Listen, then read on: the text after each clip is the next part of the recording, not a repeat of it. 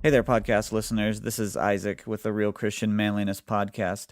I just want to let everybody know, like we said in one of our last episodes, that we're going to start a discipleship program on the podcast. It'll be a 14-week, maybe 15-week podcast series on discipleship. And we're going to do that by going through a curriculum through Striving Together publication called Continue. And so what I'd like for all you to do right now is go over to strivingtogether.com and look for the Continue Discipleship curriculum and order it so that you can have it when we start the podcast. It'll be a pretty substantial workbook with fill in the blanks and different projects and different assignments for you to do every week. And if you follow along, you'll be able to get a lot through this discipleship program. So go over to strivingtogether.com and get the Continue curriculum. And for listening to the podcast, they've given us a 10% off coupon code. So when you check out at strivingtogether.com, you'll put Continue 10 in the coupon code, Continue 10, and you'll get 10% off that workbook. So I believe we're going to start the first Monday in October. So go ahead and get that ordered, and you'll have plenty of time to get that in. So whenever we start, you'll be raring and ready to go to work in that workbook. Tim and I are excited to team up with Mr. John Tyler out of Lancaster Baptist Church, who's works in the discipleship ministry there, and so he's been so kind and gracious to work with us on this project. So go over to strivingtogether.com and get the Continue workbook and use the coupon code Continue10 at checkout. Now let's get on to the show. This is the Real Christian Manliness podcast with Isaac and Tim Ingram. Let's get manly.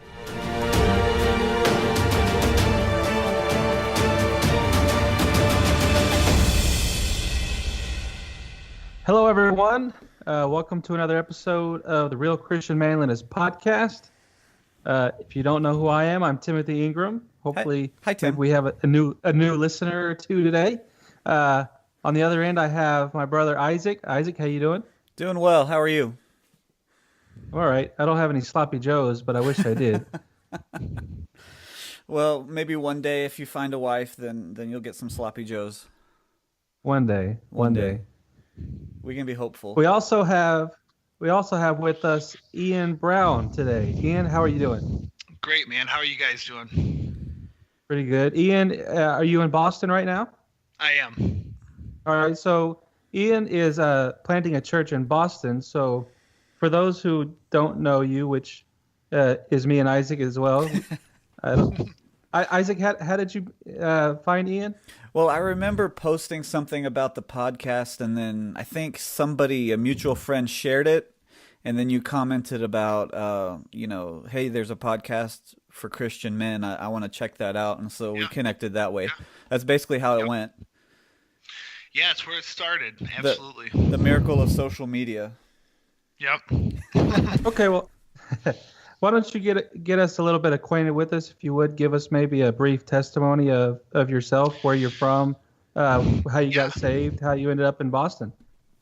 Yeah, so I guess the really quick and right to the point testimony would be I grew up lost, and my brother ended up getting saved. I had a younger brother. He's 3 years younger than I am. I'm 34 right now, so he's 31. And my brother got saved and really got fired up for God and began to talk to me about the Lord. And I just wasn't interested in what he had to say. I had already been to college. I had a 4-year degree. Was working in the automotive industry. I was working for Lexus and Toyota. So I had a really good career, good job. Pretty much had everything that people need, at least in this world. And I didn't really feel like I had a need for that. But my brother had such a passion for God, and I had seen how it had changed him. And so he would talk to me about the Lord, and I would give him a hard time about it. I would make fun of him, but inside I really felt like maybe he was onto something. And I just kind of prayed a prayer, and I said, God, if you're real, then show me who you are. And I really struggled a lot with alcohol, and I would really drink a lot, and would just have bad, I guess you would say, lifestyle choices. And after I prayed that prayer, because of alcohol and because of things like that, I ended up winding myself up in jail. And when I was in jail, a jail ministry, a local church's jail ministry came out on a midweek for a midweek service, and I heard the gospel, and it changed my life. And I prayed in jail, and I got saved. And man, it's just been like 1,000 miles an hour ever since then. So got out, went to Bible college, left our career. My wife actually got saved right around the time I did. So went to Bible college, finished that, got hired on the staff at the place that I went to college at, became the bus director there, grew a bus ministry. Man, planted a church, all kinds of stuff, man. So now God has called us to go to Boston, and we're really fired up about that. And so we're planting a church about 3 miles south of the heart of downtown Boston. And God's just really doing amazing stuff. So, I mean, it's just there's nobody like our God. There's just nobody like him. Yep. He has the power to change lives.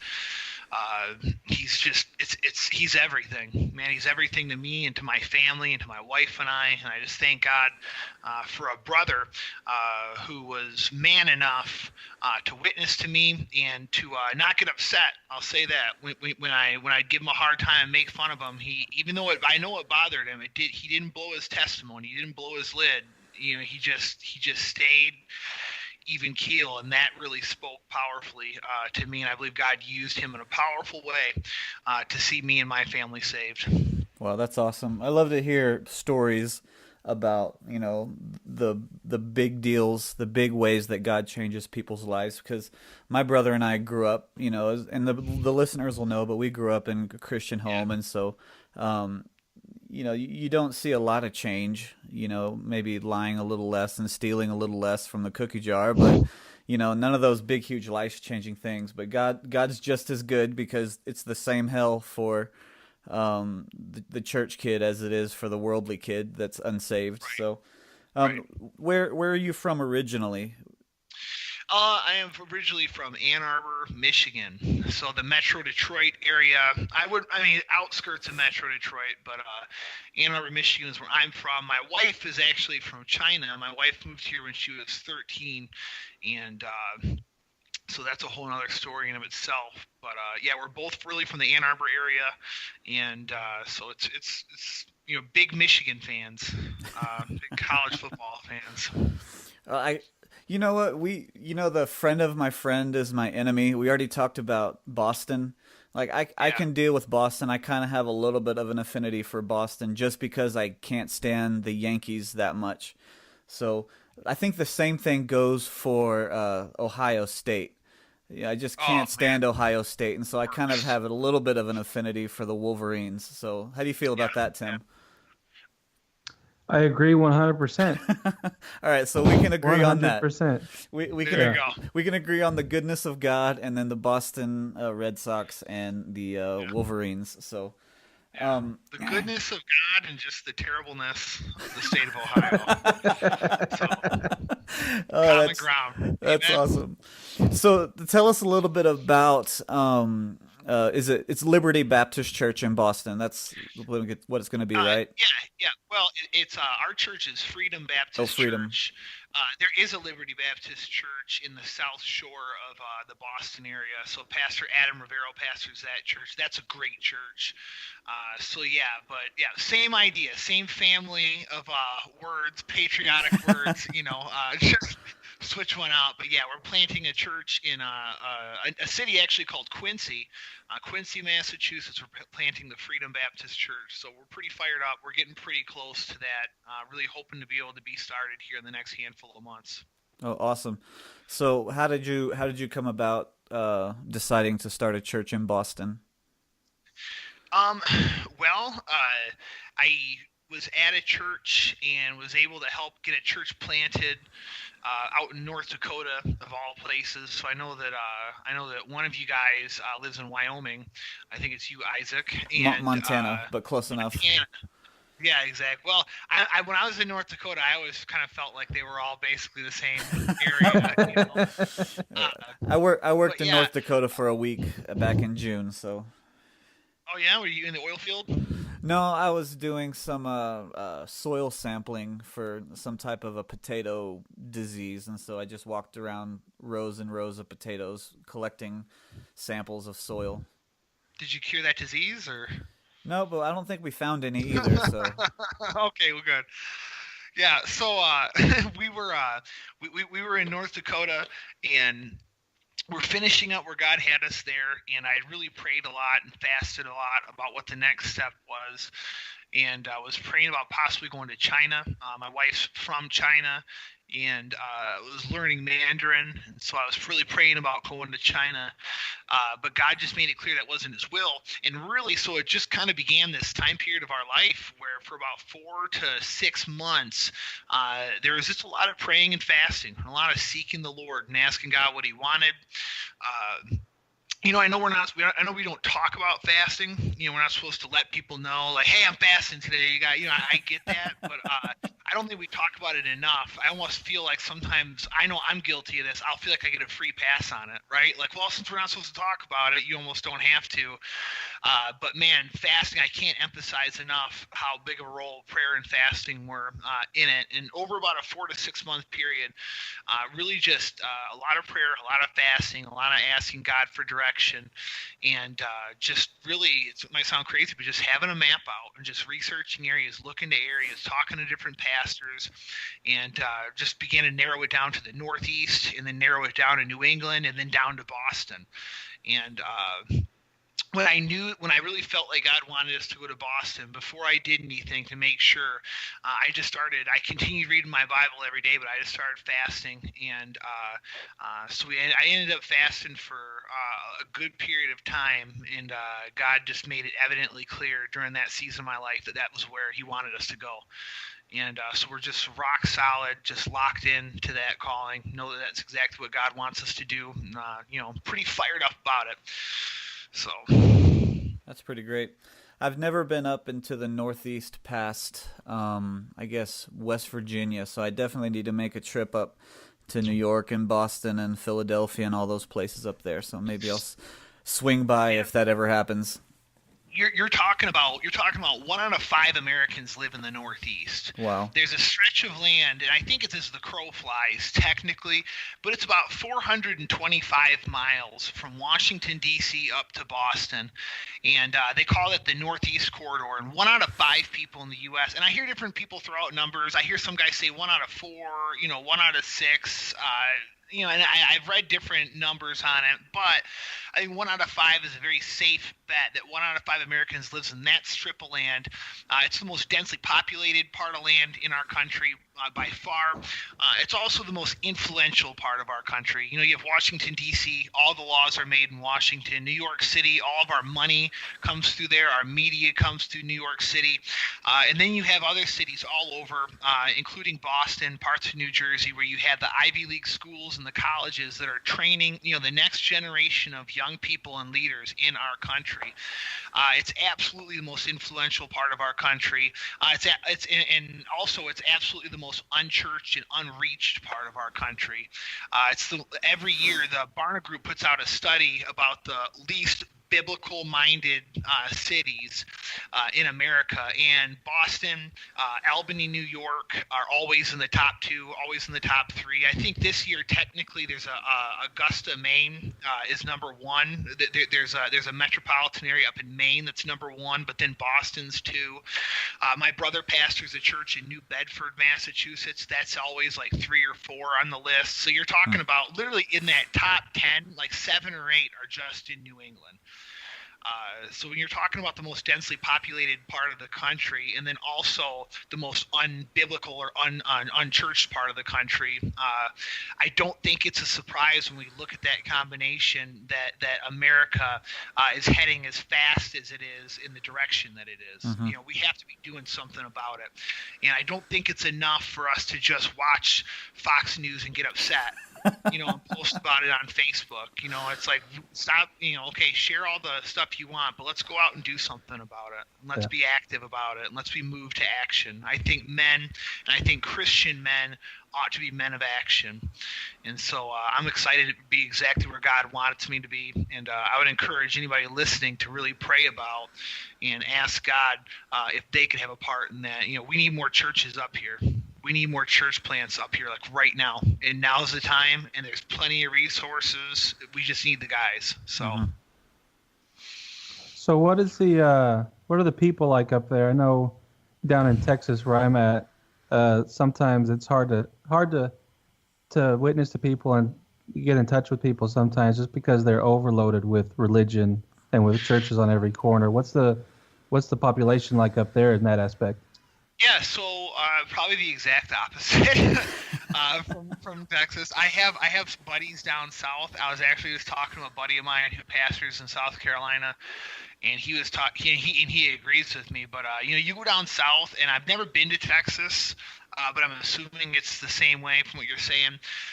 You go down south, man, and it's everybody goes to church. Everybody's dad or grandpa was like a Baptist pastor. Everybody, they know all this stuff. You come up into New England, man, it's totally different. In the Boston area, for example, it's 47% Catholic and 39% atheist. And I mean, so you're talking about, if the area itself is 4.5 million. And if you're talking 47 and 39, you're talking like 3.9 million people that are lost. Wow. So pretty much it's ripe, man. It's ready for harvest. You talk to people, and I hear people say all the time, "Oh man, it's hard," or they don't want to hear it. Man, people don't want to hear it anywhere. I think that's just an excuse, man. When I went to North Dakota, I heard that, like, oh, people don't want to hear it out there, and everything that God got involved in just exploded. And out here, man, we talk to people. We see people saved almost every week. People are hungry. People know, man. Lost people know. When I was lost, I knew that there was more to life than just myself. And they're hungry for truth, and they just don't have it up here.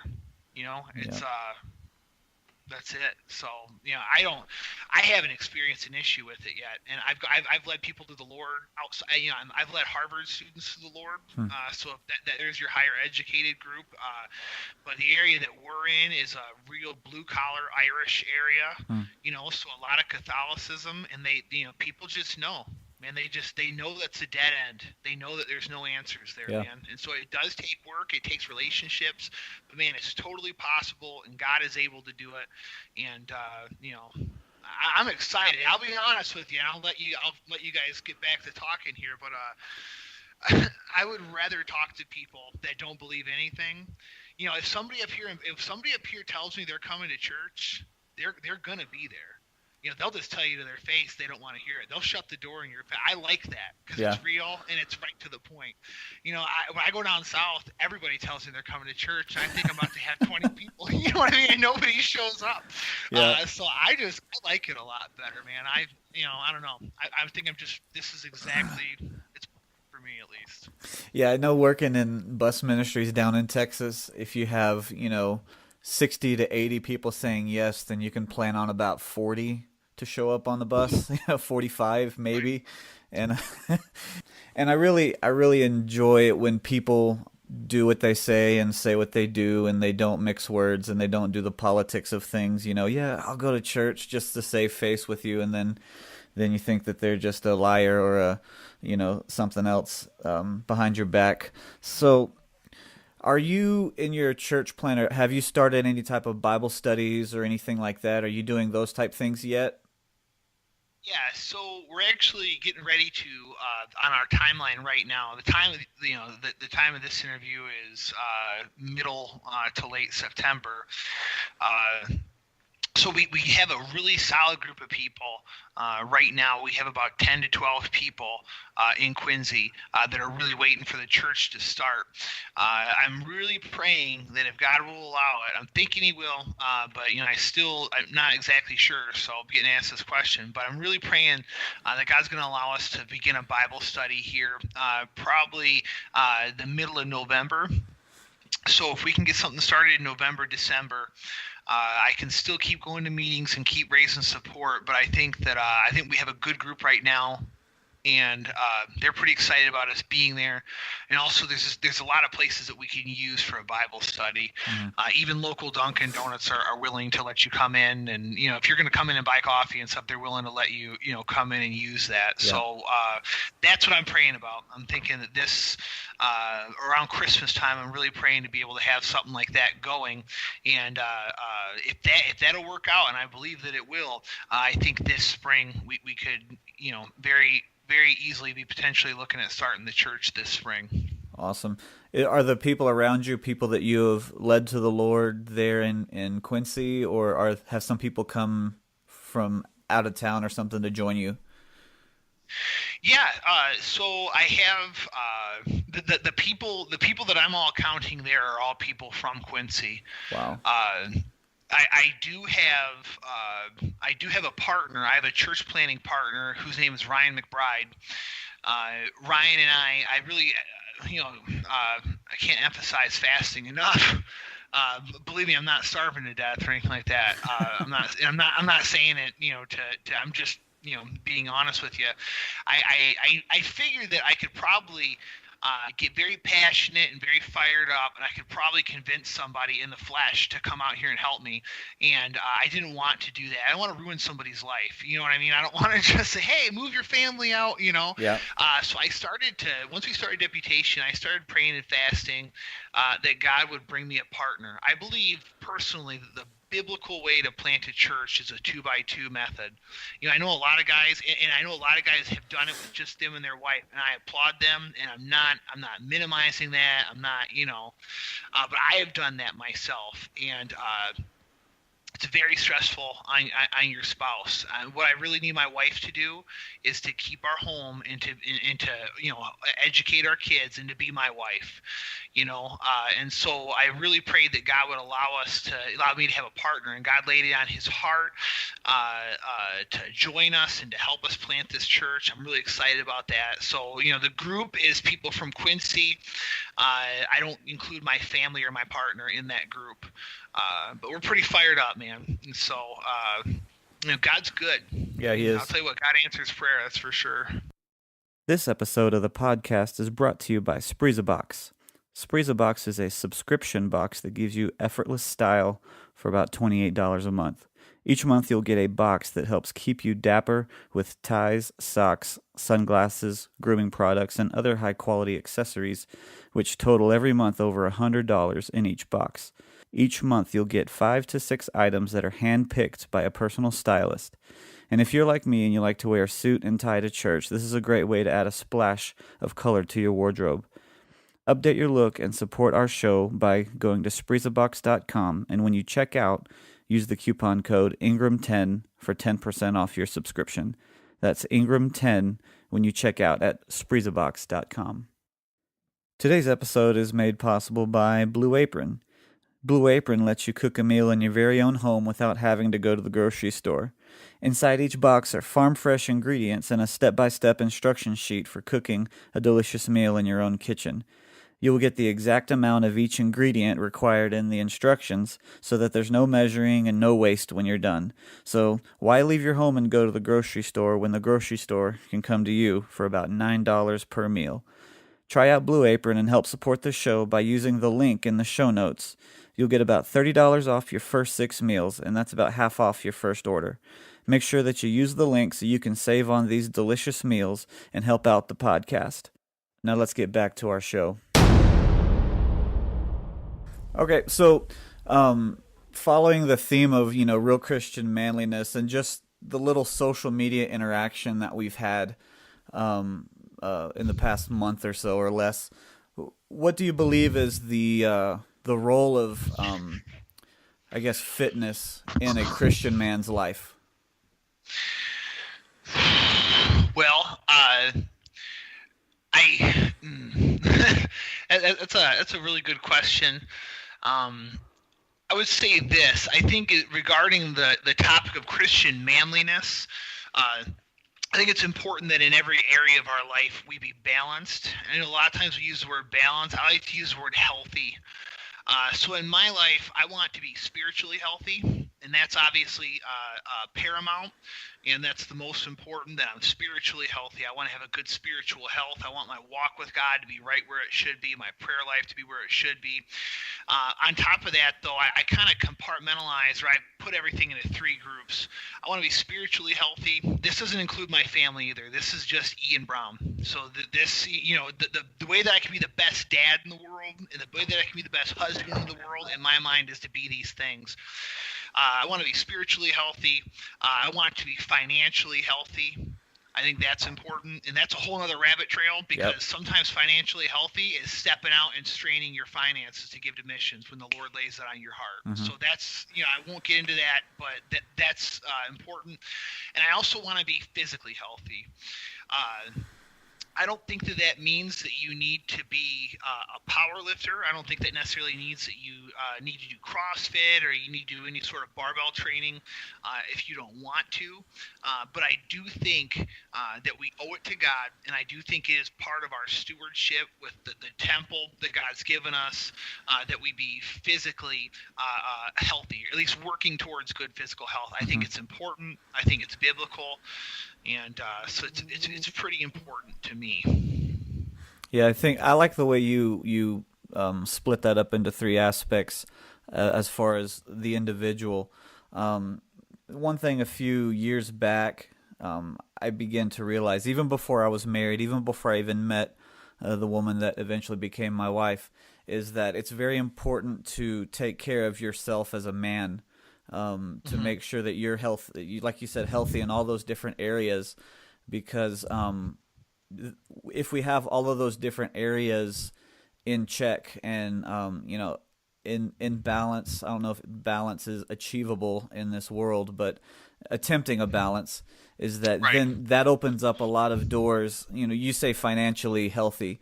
If you're not financially healthy, and you're strapped all the time and you're paycheck to paycheck, you're not going to be able to have the means to, give to missions. Just, hey, there's a missionary in town. Hey, God wants me to give him $200. It's like, well, I'm $200 in the hole in my bank account right now. Those type things. Right. And so with fitness, it's even more prescient having a brand new daughter and a wife and all these things. I'm 34 and I've got a 7-week-old baby. It's like I need to be healthy whenever she and any other siblings are in high school and need to throw the ball around or do all these things. And it's not, as a single guy, it was a vain thing. It was I want the 6-pack abs. I want to throw up 315 on my bench, or and all those different things. But now it's just a practical thing. I can't serve my family. I can't serve my kids. I can't, serve God if I'm dealing with diabetes and I'm dealing with, all these different physical things. And Absolutely.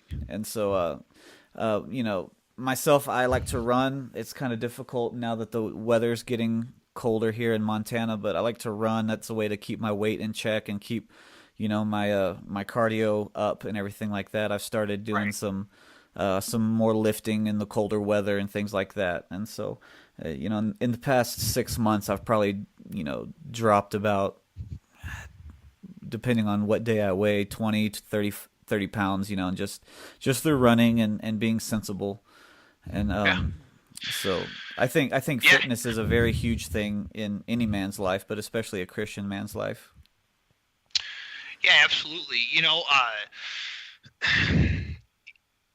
I want to, I got saved in my early 20s, but man, I want to be able to live as long as I can for God's glory. And obviously, man, I get it. God decides. God can take me out tomorrow if He wants to. I could live to be 500 if God wants me to. Yeah. And I get that, and I've talked to guys about that. And a lot of times, I've heard guys use that as an excuse. I feel like to just be unhealthy, and that's absolutely true. If God wants to, He can make me stand this and that. But that being said, I think it's a shame when we make choices, especially with the knowledge that we have now. I remember somebody told me back in the day, they go, Spurgeon used to like smoke cigars or something like that. And it's like, back in the 1800s, we did all types of stuff that we didn't know about. But the fact is, right now at our disposal, I'm talking to you on a computer. I can go on my iPhone right now and I can read any sort of book. I can learn all sorts of knowledge, all sorts of wisdom. You don't have to look far for this stuff. And I just think with the knowledge that we have, and when I think it's a shame when we're not disciplined, and that's really the word. Man, if there's a word that you can take away, we're not disciplined enough to make good health choices. It's a shame because, you get things like high cholesterol, you get, diabetes, early onset heart disease, and all the things that go along with that. And they're things that can be avoided. And, let me just say this and be absolutely blunt. I'm in churches all the time. And a lot of times the things that were, Wednesday night prayer meeting, right? Wednesday night prayer meeting, the two things kind of bother me when I go to Wednesday night prayer meeting. Number one, we're praying 90% for basically the saints' health. Mm-hmm. Like I go to a lot of Wednesday night prayer meetings, man. I don't hear people saying, man, pray for my coworker Bob. He's lost. I'm witnessing to. You just don't hear that. Like one or two prayer requests might be that, but 90% of it is pray for this guy. He's having a heart attack, or pray. So number one, we focus on it so much, or the results on it so much. But number two, I just feel like a lot of times, these prayer requests are for stuff that some of this stuff can just be avoided. Uh-huh. And I just, I want to be healthy, man. I want to live as long as I can for God's glory. God's called me to do something. And, man, I want to be the best, the best dad I can be would be to be the healthiest dad I can be. Like you said, you got a daughter and she's 7 weeks old? Yep. Yeah, so you got the 7-week-old daughter, man. You're 34. When you're, when she's 18, when she's 20. I mean, think about this. When she's 20, 25, man, you're going to be in your mid-50s, 60s. Yep. You still want to be healthy enough. Mm-hmm. Man, I want to be healthy enough to do stuff with my grandkids. Yep. My grandpa played a huge role in my life. It's like such a huge role in my life, and I just want to be able to be there for those things. I want to be able to go, if I'm 60 years old and by God's grace I'm still pastoring a church, I want to be able to throw a ton of energy into that. Yeah. I want to be able to, when my kids are out of the house, and my wife has been just a godly wife for 20 years, and we've started churches, man, when we get to that age in our life, I want to be able to still have some great years with just my wife and I. I just think it's so selfish, but... Yeah, I think a lot of people can get on the hobby horse about health and things like that, and I think it goes along. I think finances and physical and fitness kind of go hand in hand. We talk about, hey, I want to do all these things, but my finances won't allow me. The same thing applies to physical things. Like I want to be able to go on missions trips, but I have this health problem, this issue, and I get people say maybe God just doesn't want me to. It's like, are you kidding me? Like you could work on these things and do all these things to where God can use you, and I believe in a miracle working God, but I also believe that He blesses diligence and discipline in both finances and physical things and spiritual things. Right. Well, and exactly. And I always throw it back like this. I don't smoke cigarettes. Right. So like it's like, hopefully that's not a surprise to anybody, but right. I don't smoke cigarettes. And you go, why don't you smoke cigarettes? Well, because it's terrible for my health. Mm-hmm. Right. So any sort of biblical argument that you want to use, obviously, if I said, hey, listen, Pastor, I don't see anything wrong with smoking cigarettes. Anybody listening to this, any Christian listening to this knows exactly the argument they would use to say, hey, listen, we need to make good health choices. Mm-hmm. Well, then that should also apply across the board. I'm not saying that you have to be a total, madman and absolutely just only eat like whole organic food. But man, you can take steps in the right direction. Yeah. It's not that hard to get healthy. Right now, I was just talking to somebody the other day. cut out sugary drinks. Just decide right now, man, I'm not drinking sugary drinks anymore. I'm not putting a bunch of creamer or a bunch of sugar in my coffee. The person I was saying this to, they go, well, man, that's the only way I drink coffee. Well, just get used to it. Mm-hmm. This is the guy I was talking to. I'm not trying to be rude, and I know there's Sure. ladies that listen to it too, but listen, if any place we ought to be able to just be blunt, it's a Christian manliness podcast.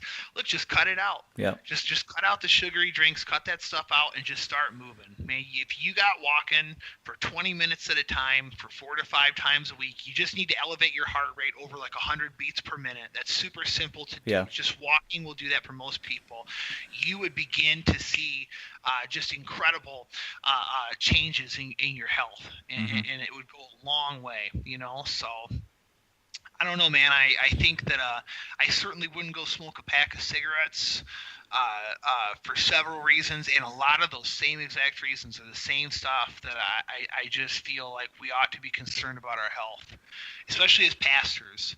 If I'm gonna get up and talk to you about discipline and about choices, man, that's hard to do if you can tell that I'm not physically disciplined as well. Yeah. Especially at least in our part of the world, up in the Northeast where I'm at, that's very important to people, and so. Yeah, it doesn't take a lot to make big changes. Yep.